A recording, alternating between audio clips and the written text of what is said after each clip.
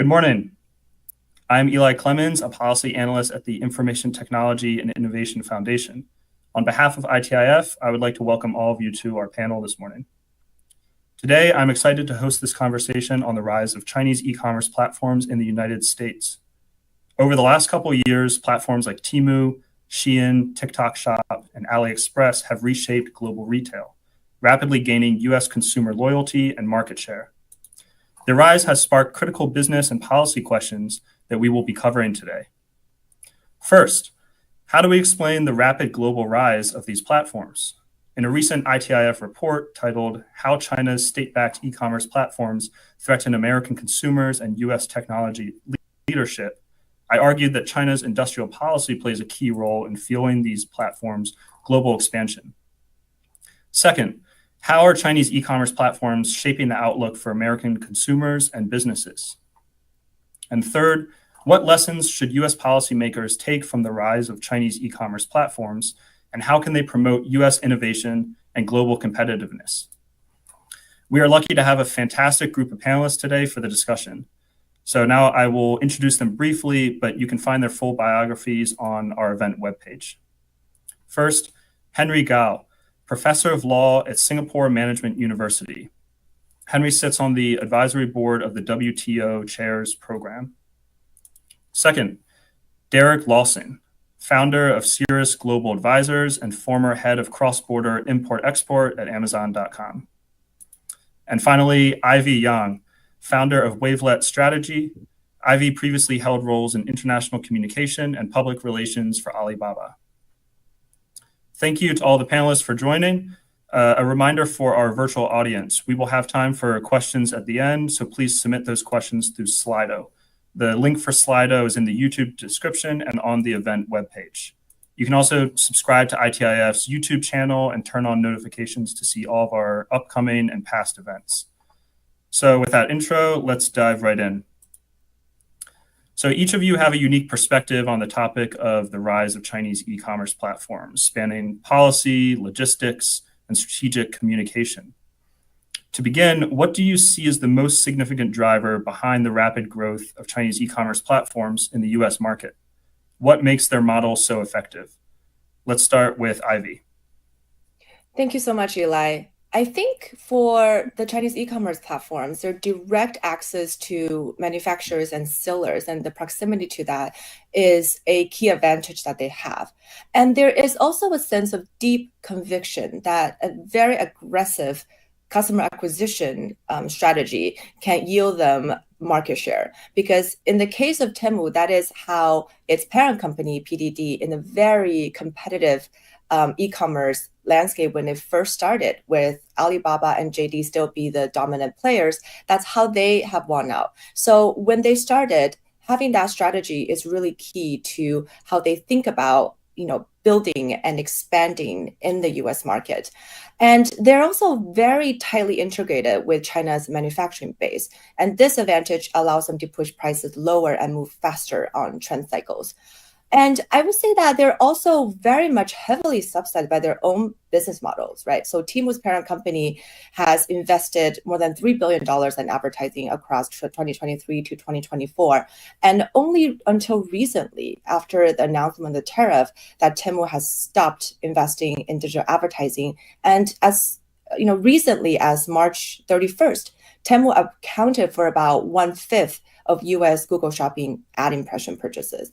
And it has since dropped to the 75th place in App Store downloads. And that really tells you that they've been spending big to acquire customers and to expand. And this really is part of its deep conviction that doing that will give them the market share that they want and in some ways have achieved thus far. Great. Yeah, so we definitely saw that with Temu's Super Bowl ad, Shop Like a Billionaire. Derek, let's go to you. Yeah, I think one of the most important things to talk about is first, the U.S. de minimis policy that has enabled the goods to come in perhaps at a lower cost than what U.S. brands can bring those goods in. So that's always been an advantage that they've been taking care of. But I think growing on what Ivy said is kind of this factory direct to consumer, right? Cutting out the US middleman, being able to be even more responsive to the US consumer, right? You see that with many of the brands and how fast they can go from factory production to the US consumer, combined with creating the middle. I think we also are seeing, some opportunities where even bad actors, where you see perhaps knockoff goods being sold on various websites, that is attractive to the US consumer, I think, at times. So I think we see pieces of that, which have made kind of this whole broader, you can get things very cheap through these channels, which is very true. I think we see consistently, discounted rates on the Temu website versus what you find on Amazon's website. And perhaps some of that comes with lack of enforcement of the bad actors in those supply chains. And then ultimately, Eli, I think what you called out in your paper, which is, support, state support for a lot of these policies, right, has enabled, a growing number. You're looking at tens of thousands, hundreds of thousands of kind of businesses that are participating in these marketplaces, right? So instead of US consumers relying on what the buyers at Walmart or Costco are deciding, you're really opening up the floodgates to hundreds of thousands of individual sellers that can be very responsive and at times much cheaper than what US brands can be. Great. Thank you, Derek. And finally, Henry. Thank you, Eli. It's my pleasure to join this webinar, and I enjoy reading your report, which outlined many reasons, why the Chinese e-commerce platforms can be so competitive. And I think Ivy and Derek has already mentioned some of the reasons to which I fully agree. I would just summarize by saying that actually the main reasons I would argue these platforms can be so competitive is because of three things: low cost, low tariff, and low shipping. Now that is well known, and I'm more interested actually in digging deeper and find out the kind of systemic factors that underlying each of these reasons. And if you look at these systemic factors, you can see actually they do distort competition, allow the Chinese platforms to outprice and outmaneuver US retailers. So first is the low cost. So the Chinese platforms were able to keep prices at very low levels, not only through efficiency, through direct link with the manufacturers like Ivan mentioned, but also through aggressive cost shifting and labor exploitation deep in the supply chain. For example, many suppliers are squeezed quite hard. So some sellers actually report profit margins of only 50 cents to 1 renminbi per item. That's just 7 to 14 US cents per piece, far below sustainable levels. In turn, these suppliers actually pass the pressure onto the workers. So there were some investigation into Shen's suppliers, which found that the laborers working basically 75 plus hours every week, sometimes earning as little as 4 cents per garment sewn. So the result is that we have a system where the suppliers are treated like expendable cogs and workers like disposable inputs, all to maintain artificially low retail prices. The second reason is the low price, and the main reason, as Derek mentioned, is because of the de minimis loophole, right? But even without the de minimis, if you look at the typical U.S. Tariff before Trump's Liberation Day tariff, it was only on average about 3.4%. So even at that level, if you have to pay the tariff, it's not very high, right? And de minimis further, remove even that very low tariff level. So in 2023, over 1 billion de minimis parcels actually entered the U.S. And that number basically skyrocketed alongside the rise of Temu and Shein. So this loophole gives Chinese e-commerce platforms a tariff holiday that traditional retailers importing in bulk cannot access, distorting the competitive landscape. The last reason is low shipping costs. So if you look at international shipping costs for Chinese sellers, they are artificially low, thanks to an outdated global postal framework and Chinese state subsidies. So under the rules of Universal Postal Union, China is still classified as a developing country, which means that it can be entitled to discounted international postal rates.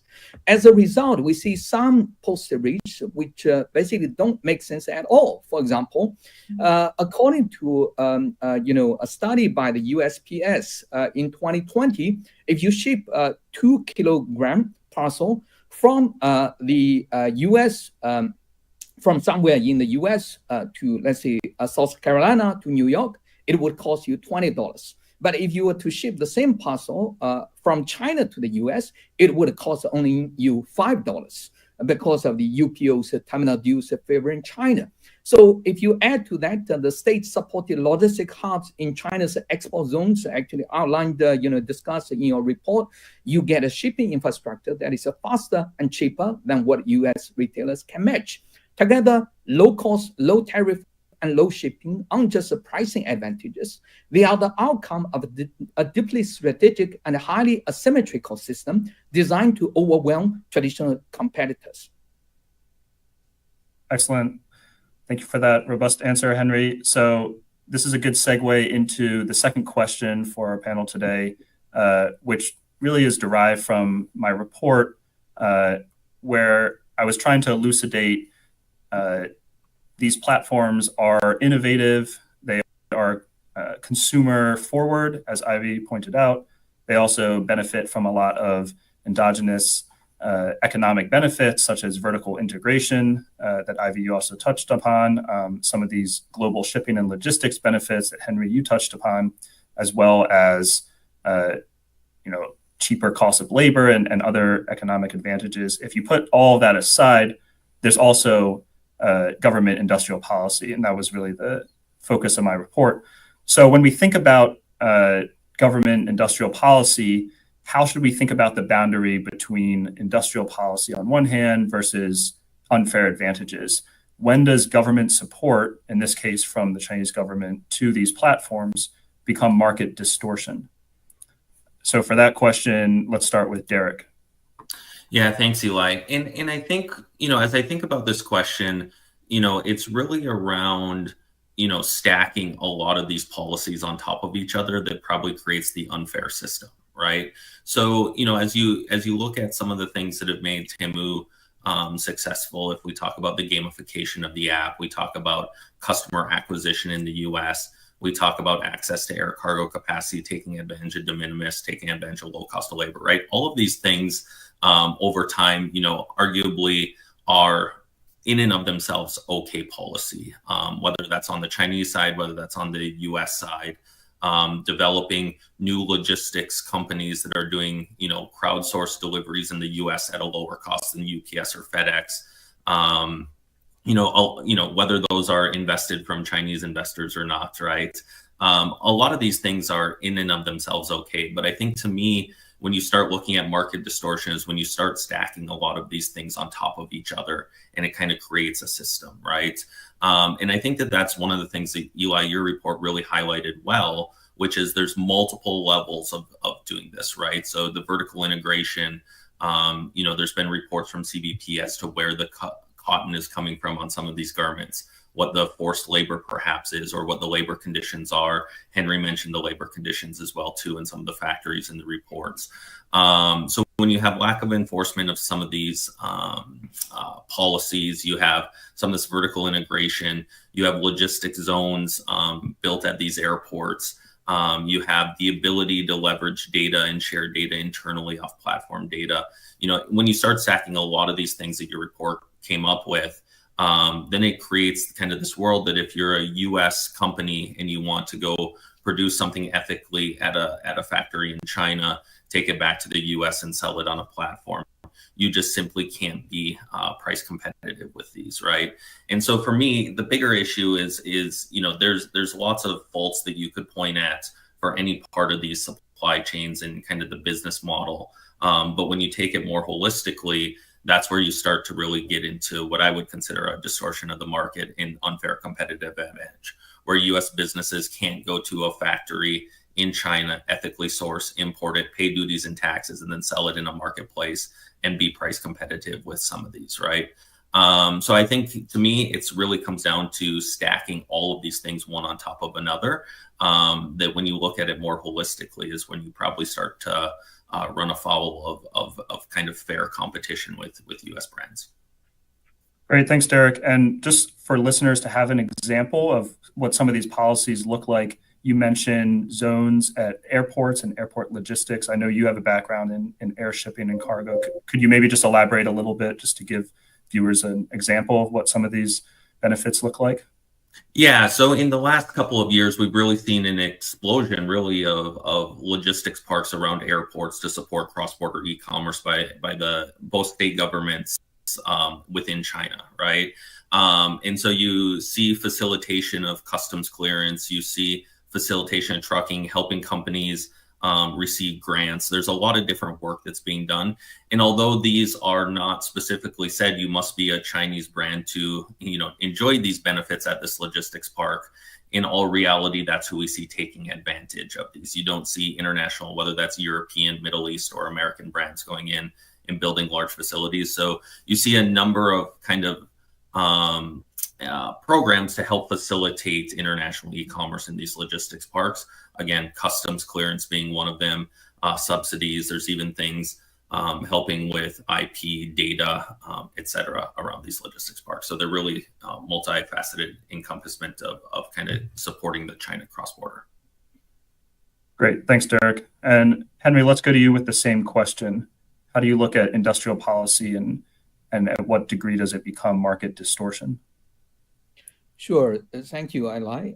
So the report did a great job of explaining China's industrial policy, the government's role in fueling export-oriented growth. So I would skip most of that. I would only highlight a deeper structural problem beneath the policy layer, which is that many Chinese firms actually they must export, not just because the state encourages it or provides subsidy, but because the domestic market simply doesn't pay. So in 2020, China's late Premier Li Keqiang actually admitted that there were over 600 million Chinese, nearly half of the population, they actually earn less than 1,000 yuan a month. That would turn out to be about less than $5 a day. So if you deduct essentials like food, rent, and healthcare, discretionary spending is close to zero for hundreds of millions. And this isn't actually a failure of the Chinese system. I would argue actually it's a feature of the system. By keeping wages low, the state actually was able to maintain tight political control and channels the surplus labor into the manufacturing export complex. So in such an environment, the domestic consumption is not just weak, it's structurally suppressed. With limited consumer demand and a massive overcapacity, domestic markets are so hard for most of the sellers and manufacturers. So on platforms like Taobao, sellers frequently price goods at or below cost just to stay afloat. Once you factor in logistics and platform fees, most sellers barely break even unless they find a way to externalize costs. So this could be done either through state subsidy or cheap labor, as I mentioned earlier. And this race to the bottom creates a paradox. China has a huge market, but very little real consumer purchasing power. So because of all these constraints, exporting becomes the only viable path for profitability and liquidity, because foreign consumers pay more and they pay much faster. In many cases, firms get paid upfront via platforms like Tmall or Amazon, unlike the months-long payment cycle common in China, or sometimes even several months. And the margins tend to be higher, especially when paired with tax rebates, because China has, this VAT rebates when you export, and this could be as high as 17%, which is, a very high margin for many sectors. Shipping subsidies and tariff loopholes, as I mentioned earlier, and exporting also avoids the brutal domestic pricing war, allowing firms to offload overproduction and earn hard currency. So in effect, exports are not just encouraged they are a necessity for survival for many of the Chinese producers. It's not just about the selling abroad, it's also about escaping the limitations of the domestic economy, which are structured as such that there's no way that they could earn any profit. Thank you. Thanks, Henry. So overcapacity, definitely part of industrial policy strategy behind China's e-commerce strategy, both for platforms and for vendors. Ivy, would you like to add anything to that? I know that you've written on Chinese industrial policy in the past.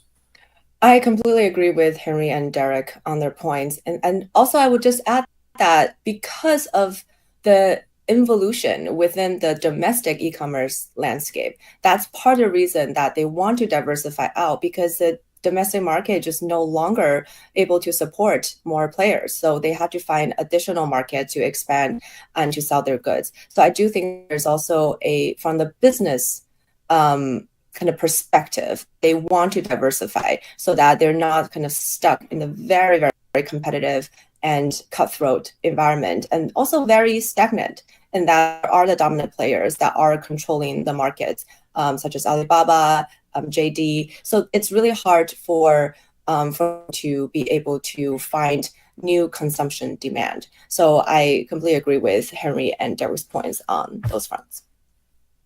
Great. Thanks, Ivy. So we're going to switch now to some individual questions. Let's start with one for Derek. So Derek, with your experience in cross-border logistics, how do Chinese platforms use logistics to their advantage in the United States? And how might changes to the de minimis exception affect this? So we had some recent reform to de minimis, where the de minimis exception for all goods from China will no longer apply. So Derek, if you could talk a little bit about that policy as well as logistics in the US. Yeah, first let's talk about the de minimis policy, because this is timely. On May 2nd, obviously we're going to have a big change. There was actually a change that happened, and it was rolled back 4 days later. So they had tried to go a little bit more aggressively about this 2 months ago. They rolled it back. Now it's going again on May 2nd. We actually see the reduction of Chinese e-commerce being fairly significant coming up on May 2nd. So, my firm is looking at forecasting reductions in air cargo demand, which is obviously heavily reliant on China. IATA, the International Air Transportation Association, says as much as 50% of kind of China to US air cargo demand now is e-commerce. We see two things happening. One is de minimis going away. With de minimis going away, there's kind of this debate that says, if I'm importing a $5 item or a $6 item, and to Henry's point, some of the original duties or taxes on that could be, 3%, 5%, even 15%. It's not going to change the game. But when you really stack a reduction in de minimis, combined with effectively the 145% tariffs that are, the on the books tariffs right now, with the duties and taxes, we think that there's going to be a pretty significant reduction in demand in kind of this China cross-border e-commerce. They're also clamping down on the postal channels, putting different rules in place. We're paying fees if you're shipping from China Post to the US Post. We think that the de minimis change combined with the tariffs at the current rates are going to have a very significant impact in volumes coming on May 2nd. My firm has forecasted over the next 3 years, we're going to see a $22 billion reduction in air cargo. That'll be globally. We have, dozens of aircraft tied to China to US that are coming in every single day that are going to have to be redeployed elsewhere in the world, whether that's China to Europe, China, Middle East, Australia, etc. Europe is also looking at potentially eliminating de minimis exemptions for kind of their country, citing many of the same reasons, things coming in that they don't know that are coming in. But ultimately, on top of kind of de minimis changing, which is obviously something we're monitoring, and it will probably equal the playing field for lots of brands that are bringing in retail via ocean freight, and paying the duties, taxes, and tariffs. I think we're also monitoring the Chinese platforms and how they become so competitive in doing this. How can you sell a $25 order from China, fly it over to the US, and have it delivered? Henry mentioned the subsidies that were historically there through the UPU, the postal union, the International Postal Union, effectively, that it was cheaper to ship something from China to the US than it was within the US, right?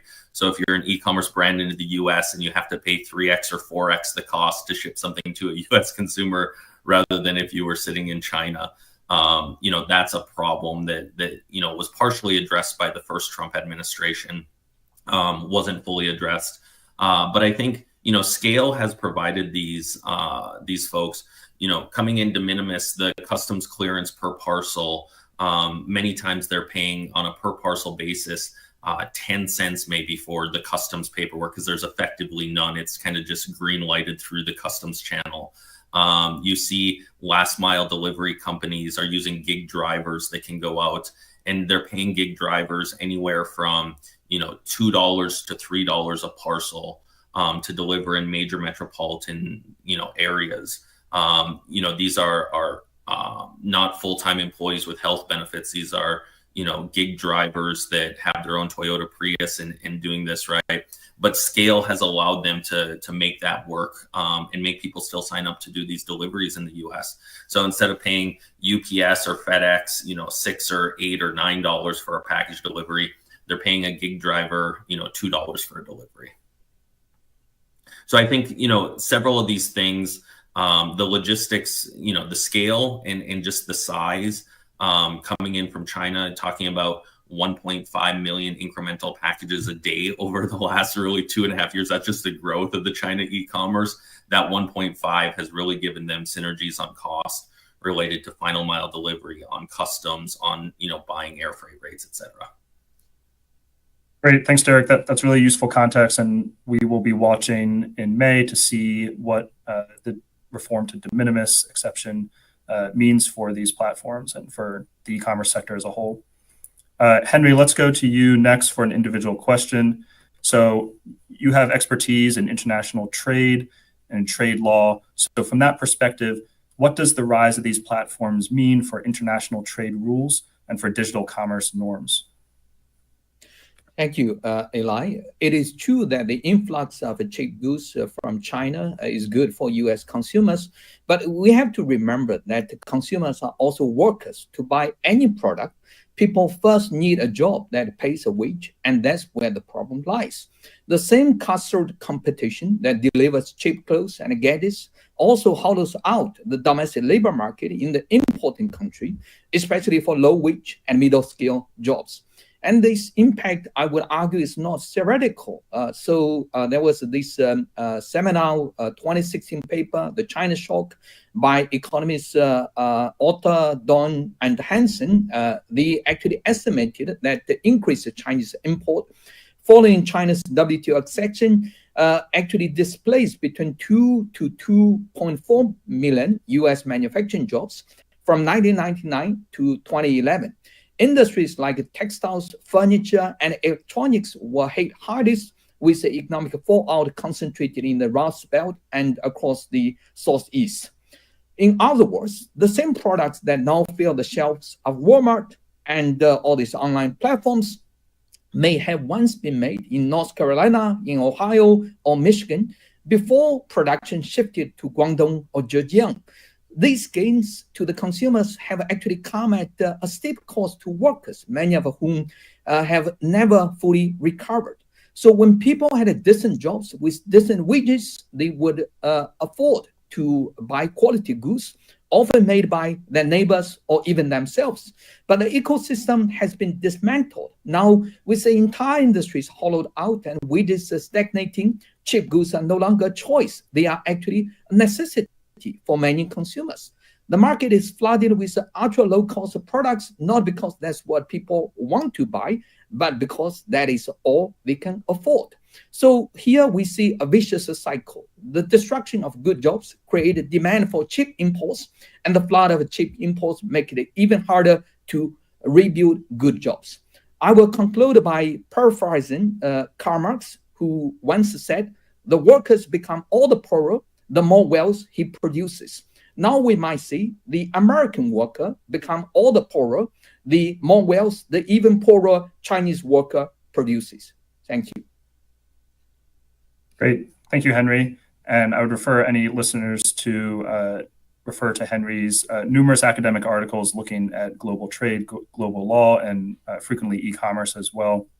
So Henry, that's a good transition into the next question, which is going to dive deeper into the platforms. I think we've covered economic conditions and policy quite in depth. So we're going to now focus a little bit more on these platforms and what they mean for consumers as well as businesses, which you got a little into in your answer there, Henry.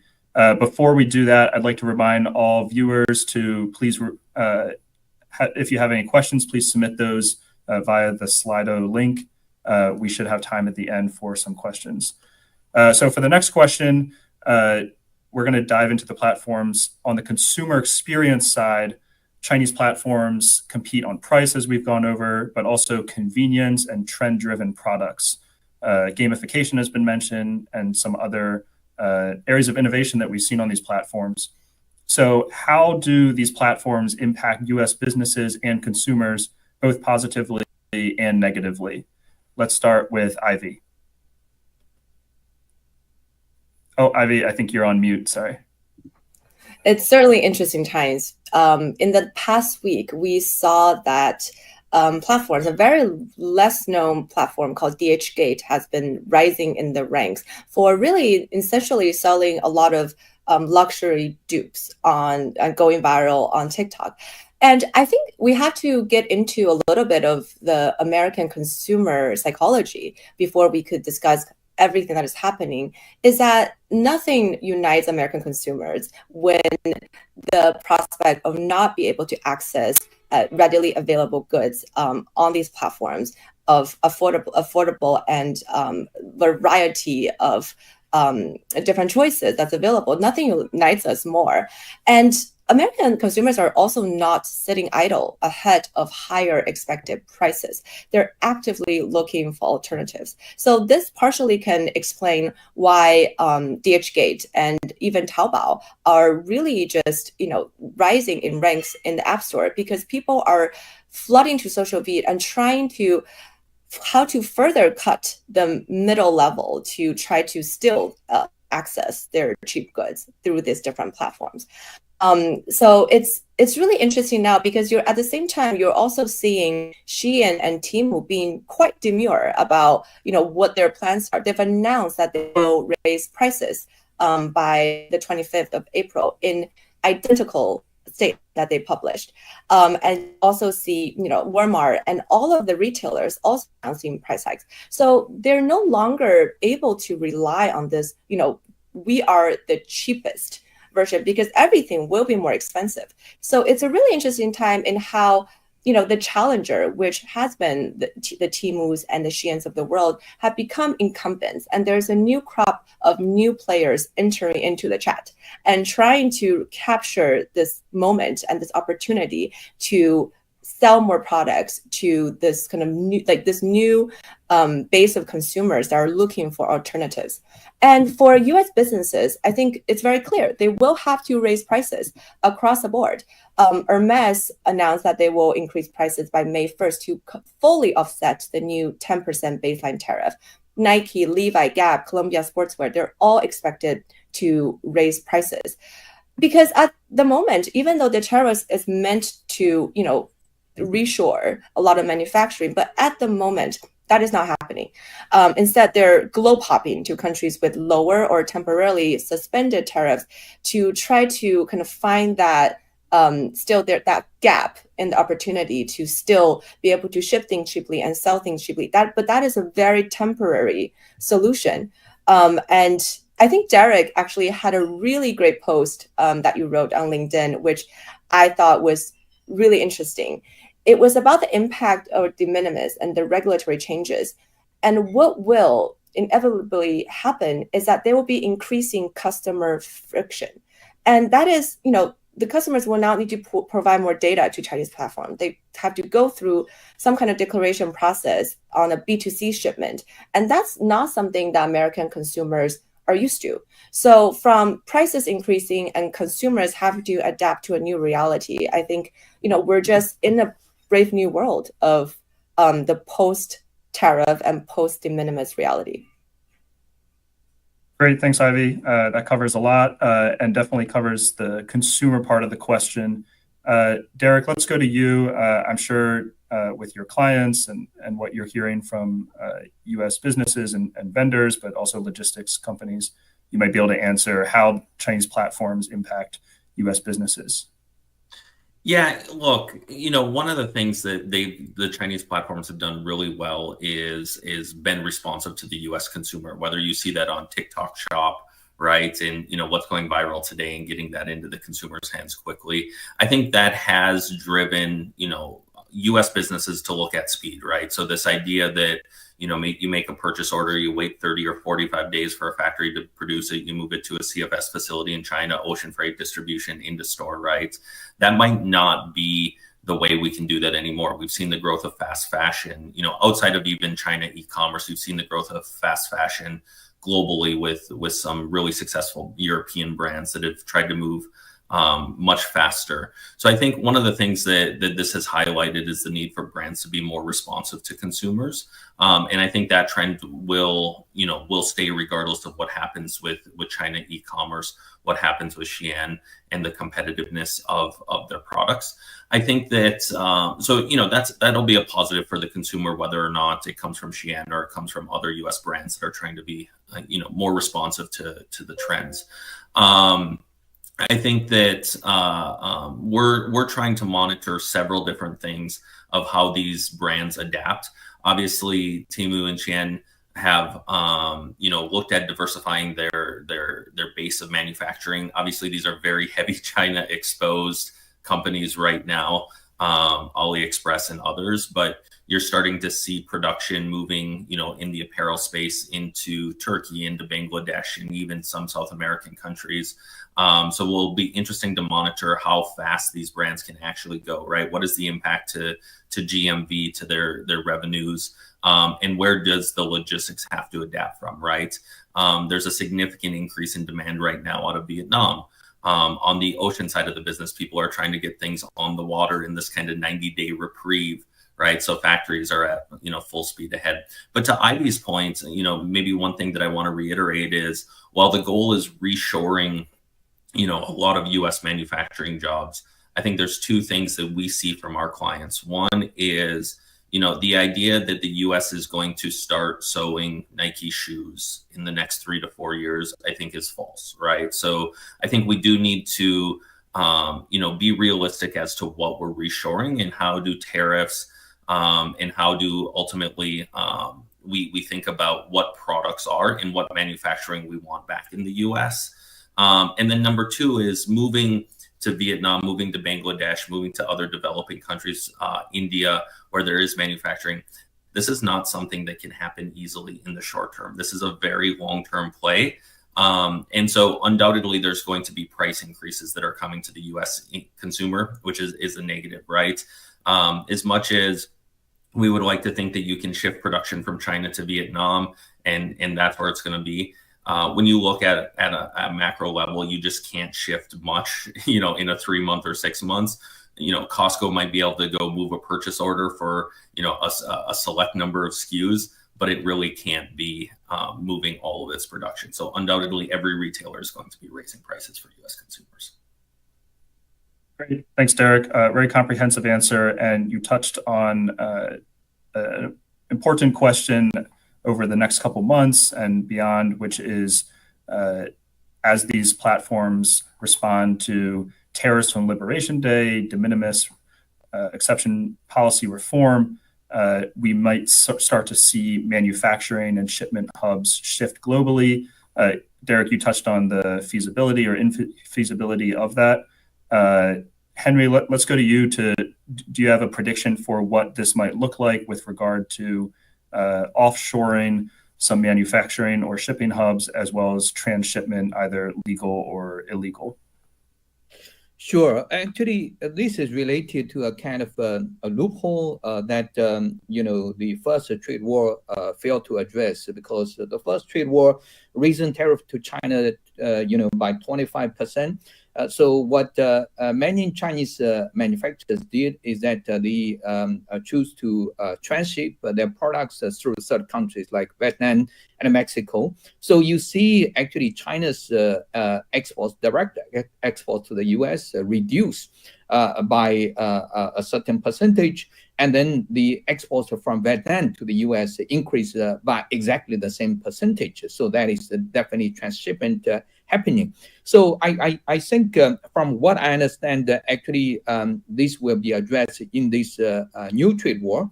So I published op-ed called the Art of a Trade Deal in Commonplace with the think tank American Compass last week, in which I actually discussed, how to address this issue. I would say that, when Trump is signing all these new trade deals with everybody else, so basically everybody other than China, he's going to put in a provision to not only to have aggressive enforcement against the transshipment practices, which we already see happening actually from the CBP as of last week. They basically ask the shippers to provide, strong proof of origin of the products. If they caught, the shippers in falsifying, the documents and so on, they could be subject to a penalty of up to 300%, from what I understand. So I would imagine that the US, as I mentioned in my op-ed, would want the other countries to have a similar systems in place to catch all these transshipment practices. So when everybody have the similar system to the US, I would imagine this time around is going to be very difficult for the Chinese exporters to try to transship it through Vietnam or Mexico. It's going to be a whole new game. Great. Thank you, Henry. And as we look at these platforms as they evolve and adapt to a shifting regulatory state, both in the US and globally, it's also interesting to think about how they will respond and react. So for that topic, let's go to Ivy. Public relations and reputation management are key for international platforms like Shein, Temu, TikTok Shop, AliExpress, DHgate, as you mentioned. So what role does PR play in shaping consumer perceptions, as well as addressing or trying to make light of regulatory scrutiny for these platforms? Yeah, I think these platforms have mostly focused on how to expand their businesses and to sell more things and to grow their GMV in the US market. So a lot of their content or PR strategy has been to drive, more purchasing, more customer acquisition. So it really hasn't been focused on its own reputation. It's very much has been an afterthought.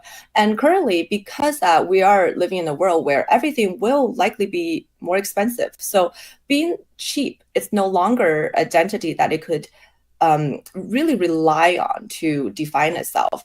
And they are in the midst of what I would call identity crisis. For example, Temu has always prided itself on being the cheapest option, right? And then Shein, more trendy, but still cheap. So everything will be more expensive. So how do they define themselves? They've very much avoided direct media engagement. They've issued vague statements under pressure, and they really think that just growth will kind of get them out of their reputation risk. But being silent, it's no longer strategic in this point. And forward. So let's look at specifically Shein, right? So Shein has been trying to go IPO for the longest time, but its inability or unwillingness to address the forced labor allegation and to clarify supply chain practices in real time has really caused a lot of credibility in Washington and with its investors. And Temu similarly has struggled with concerns about product safety, IP violation, data security. So they're both in the sense that, they're competing with each other and at times have been kind of ratting each other out in media, talking about the mistake that each other have done. They're actually kind of in the same camp in terms of their PR risks and their challenges that they're facing. So what could they do? I recently wrote a piece just about that. And I think at this moment, they need to define and tell their own stories, or else they're letting the critics set the tone, and often the facts too. So they need to stop relying on the dual narrative. This is a topic I've written a lot on, which is that a lot of the Chinese companies going global have come to say one thing in China or in Mandarin, in the Chinese news, and another in the US, and doing both poorly. And they often, as they're trying to distance themselves from China, both alienate the domestic stakeholders and have landed them in deep waters. Shein's Donald Tang, their executive chairman, said at a Milken conference that Shein was an American company, and that really didn't end up well for Shein, and it backfired. And I think part of the reason why China hasn't greenlit the IPO, the plan for Shein in the UK, and they need to also pick a coherent, unified message that is repositioned around value, not just low prices, because cheap is relative and it won't feel cheap once all the tariffs are added. And instead, they should focus on that they're a value-based platform committed to improving. There are lots of gaps. They're working on them. It might sound simple, but they really haven't been very consistent in that messaging, and it's hurting them both in Washington and in Beijing. And a couple of other things is that they need to somehow convince its stakeholders, which is the shoppers and regulators, that they're not just the cheapest. They're here to offer value because they could still compete with the incumbents because they could iterate faster. They control the integration with Chinese manufacturing, and they could do these things in a more efficient way. And somehow they have to make that point so direct that, you know, the public will believe in that that's what they're doing. Because the broader lesson here is that they've been kind of elusive about what they stand for and what they say to the public, and being opaque hasn't really gotten them any goodwill. And now it's table stakes that they need to be proactive in their communication in order to operate in the US going forward. Great. That's a really great answer, Ivy. And I would recommend viewers to subscribe to Ivy's excellent Substack, Calling the Shots, where she recently posted about this topic and frequently comments on the PR angle. Ivy touched on product safety and some other topics that are going to be relevant for consumers. So Derek, let's start with you for a question about that. So Chinese platforms have a mixed track record when it comes to product safety as well as consumer satisfaction. At the end of the day, a lot of consumers are just going to care about the price and the speed at which they get goods. However, these issues could increasingly become a factor in consumer preference. So Derek, maybe you could comment on this, and then also if you have any ideas on how US policymakers can better protect consumers from risks posed from these Chinese platforms, either through product safety, data privacy, cybersecurity, so on. Yeah, thanks, Eli. So I think, number one is the U.S., while it has the current administration has an America First agenda, I think the approach to this is really global and really getting the European, the Japanese on board with some of these enforcement issues, right? One of the things that we will see happen with China is if the U.S. cracks down on some things, perhaps forced labor, improper vertical integration of supply chains, subsidies, that volume, and we see this happening in real time, is going to shift to Europe. It's going to shift to Japan. It's going to shift to Australia, right? So to some extent, while the U.S., should have, its number one goal to protect American consumers, it's really not going to root out some of the problems with product safety. If a Chinese seller, on TikTok Shop can just start selling into France or Germany or the UK if they've been blocked by that product into the US or Australia, right? So first, I think, the number one recommendation would be to try to take a global approach to this. Because if it's unsafe for a US consumer, it's probably unsafe for a French consumer. It's probably unsafe for an Australian consumer. Number two, I think CBP really needs to look at some enforcement right out of the gates. One of the challenges with doing this fast is CBP doesn't have significantly more staffing than what they had, 2 months ago or 6 months ago. So you look at now, customs clearance of 4 million parcels a day. We know only China and Hong Kong, which is about 65 to 70% of that 4 million parcels a day, will be coming through, a more formal clearance. Obviously, that volume is going to come down, we believe, but we think CBP really needs to somehow find a way to hold, the customs brokers accountable, right? If we get to a point where CBP is finding, you look at DHgate, which Ivy had mentioned, right? Chinese, fakes, for lack of a better term. As soon as, DHgate can't find a U.S. customs broker that's willing to clear that stuff anymore, that effectively will start to, protect the U.S. consumer. The debates always with the U.S. consumer is they're going to DHgate because you can't buy a Louis Vuitton purse for $50, right? So people know what they're buying, and will that frustrate the U.S. consumer while it protects the business? Does it frustrate the consumer? But I think you got to look at both the marketplaces as well as the customs brokers, and you really got to focus on the bad actors, but you got to hold the marketplaces and you got to hold the customs brokers, right? With this stuff coming in when de minimis is closed, it requires a formal clearance. They have to formally declare what's coming into the United States.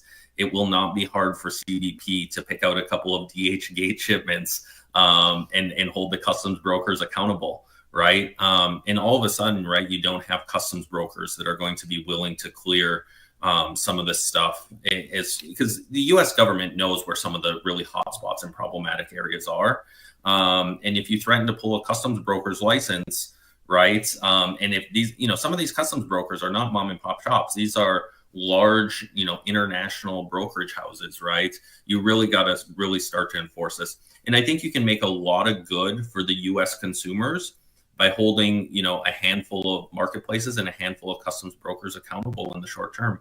And I think they can really, turn the dial on this. I think the system's been so overwhelmed the last couple of years. It's been really hard to do this, but you got to focus on, like I said, going global. So, if the U.S. fixes a problem with forced labor, it doesn't just take those cotton shirts and move them to the UK. And then it really needs to step up enforcement and hold the customs brokers and the marketplaces accountable. Great. Thanks, Derek.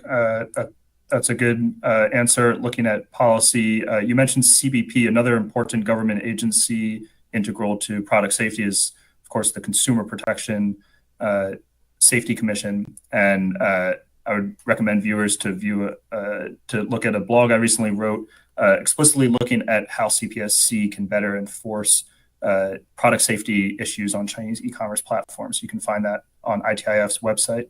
We're reaching the end of the hour here, so I want to go to our last question, which is going to be on policy recommendations. So for this, let's start with Henry. Let's talk about how the United States can respond to China's e-commerce platform competition with either regulation or innovating in its own e-commerce and logistics systems.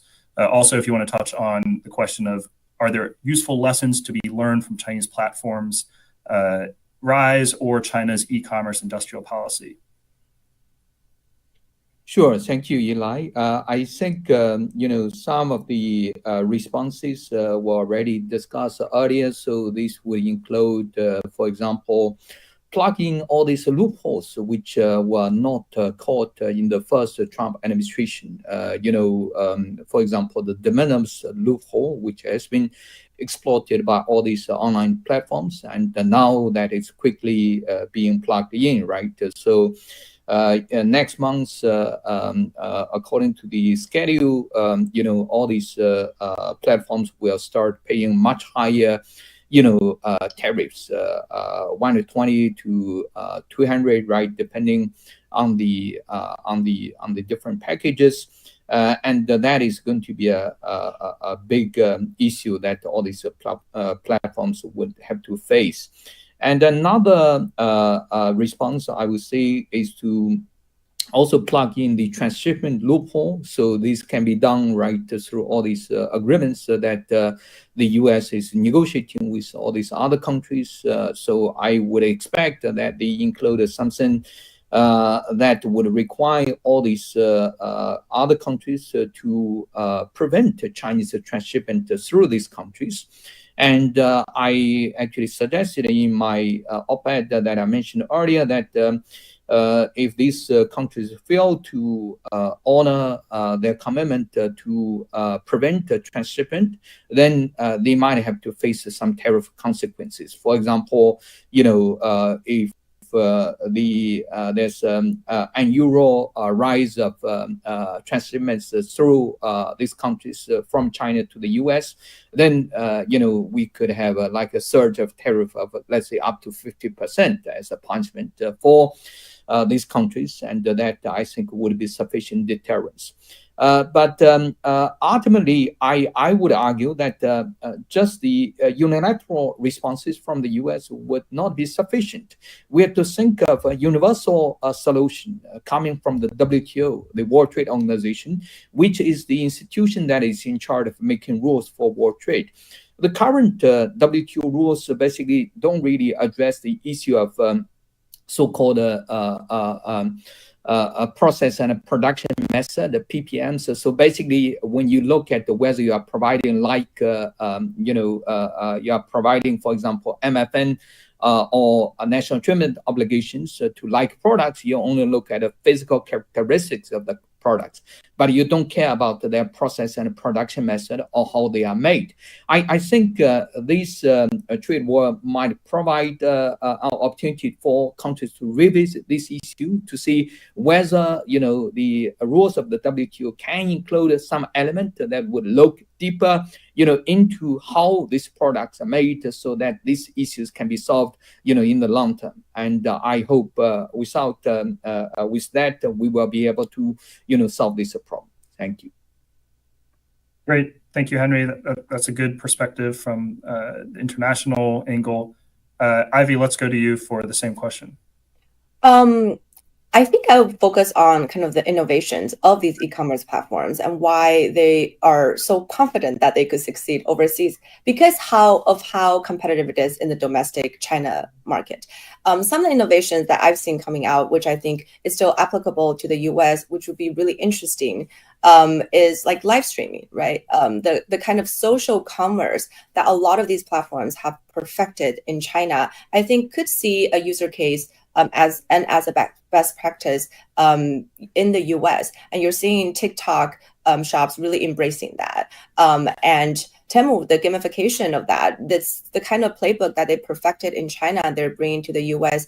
And it seems like the American consumers likes to play games, shopping as a game, just much as Chinese consumers do too. So I think there is still a lot of kind of cross-border learning from what are some of the things that have worked in China and why they are confident in going overseas, because they've, in some ways, if you can make it in China in e-commerce, could you make it anywhere in the world? So I think that is the question to be determined, given that we are in a very different landscape after the tariff and the removal of de minimis. Great. Thank you, Ivy. And our final question is going to be an audience question. And I'm going to give this to Derek since you didn't get to chime in on the policy recommendations. So the question is, should Congress consider a new regulatory framework tailored specifically for cross-border digital commerce? If so, what should it include? Yeah, great question. And, I don't know, what we've seen with some of the exploitations maybe and, folks taking advantage of de minimis, not paying duties and taxes. I don't know if that requires, a whole of World Trade Organization type regulatory environment that puts a lot of onus, right? I'm still a fairly large proponent of free trade in general and not necessarily regulation. I think what we want to do is really say, if you're buying goods, shoes from an Italian shoemaker, a small business in Italy, all right, and we don't have concerns on how the materials are being ethically sourced, and we don't have concerns on forced labor. We don't have concerns about them, shipping it to another country, to shipping it to the United States to dodge tariffs, to dodge, duties and taxes, right? I don't know that, more regulation is always the answer personally. But I think what we've created also is we have to be careful. Henry hit on it before, is if we're just going to take stuff, and say this is a China problem today, but it just migrates to Vietnam tomorrow. And then it migrates to the next transshipment location, whether that's South Korea or other words, and export spike, but it's really Chinese origins. Then you do need to look at more of, I think, a global framework for cross-border digital e-commerce. But I think effectively you can address a lot of the worst issues. We didn't talk about it here, but fentanyl is something that is driving a lot of the concern with stuff coming in from China right now, right? Can we address some of the biggest problems before we just add significantly more regulations? I don't think that, a shoemaker in Italy is really a negative target for US consumers, right? I think we should allow kind of flow of goods, as long as, again, it's ethically sourced, as long as there's not unfair competition. The average, Italian shoemaker is not using cybersecurity concerns to do business in the United States. So we don't want to create too much of a regulatory environment that it just shuts down flow of goods. This is obviously heavy China focused, but we need to be careful because there is goods moving between the United States and lots of countries with a lot of great small companies around the world, which are kind of enabling global trade, which is a positive thing for US consumers. Great. Thank you, Derek. And with that, we are at 10 a.m. So that concludes this panel event. I would like to thank Henry, Ivy, and Derek for taking the time to speak today. This has been a really rich conversation.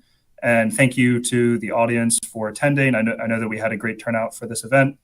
Please continue to follow ITIF for future reports and events, including on e-commerce and other topics. Thank you, everyone, and have a great rest of the day.